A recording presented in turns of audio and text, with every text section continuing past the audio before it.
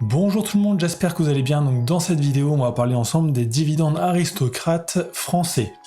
Donc on va voir un peu qu'est-ce que c'est ensemble et aussi voir pourquoi ça pourrait être intéressant d'investir dessus au long terme. Donc c'est parti. Donc à la base, les dividendes aristocrates, c'est avec des entreprises aux USA. Donc à la base, c'est pas des sociétés françaises. Donc il y a plusieurs critères pour faire partie de ces dividendes aristocrates. Donc en fait, il faut reverser des dividendes en constante croissance depuis au moins 25 ans. Donc tous les ans, c'est des entreprises qui augmentent leurs dividendes. Elles n'ont pas baissé depuis 25 ans. Et elles doivent valoir en bourse plus de 5 milliards de dollars.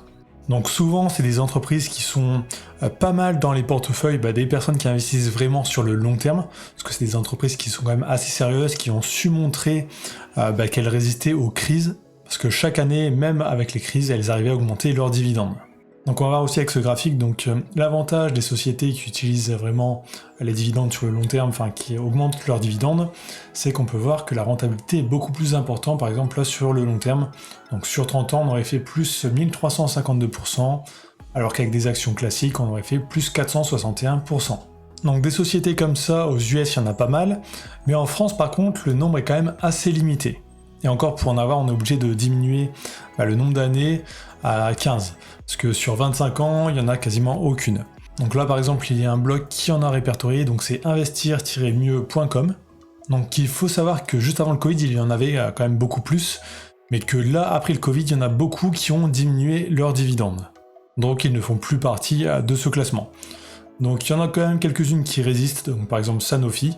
Donc comme on peut voir en 2002, c'était à 66 centimes le dividende, aujourd'hui c'est à 3,15€, donc tous les ans ça a augmenté. On va voir aussi Legrand, donc là ça a augmenté aussi, sauf 3 ans où c'est resté stable. Et Air Liquide, ça a toujours augmenté aussi, ou alors c'est resté stable à quelques moments. Alors ça n'a pas eu une grosse augmentation comparée à d'autres ici. Danone aussi, ça a augmenté tout le temps. Total aussi. L'Oréal, Dassault, donc là il en trouve 10. Donc par exemple si on va voir sur un blog où là il liste jusqu'à 2018, là il y en avait beaucoup plus, donc là il y en avait 23, donc quasiment le double. Donc en général ces dividendes aristocrates français sont quand même un peu moins rentables que les dividendes aristocrates américains, mais par contre si vous voulez investir dessus, comparé aux actions américaines on sera taxé au maximum, donc à 30%, avec un compte titre, alors que sur les françaises, on va pouvoir utiliser un PEA, donc bénéficier en fait de charges moins élevées si on veut les garder plus de 5 ans.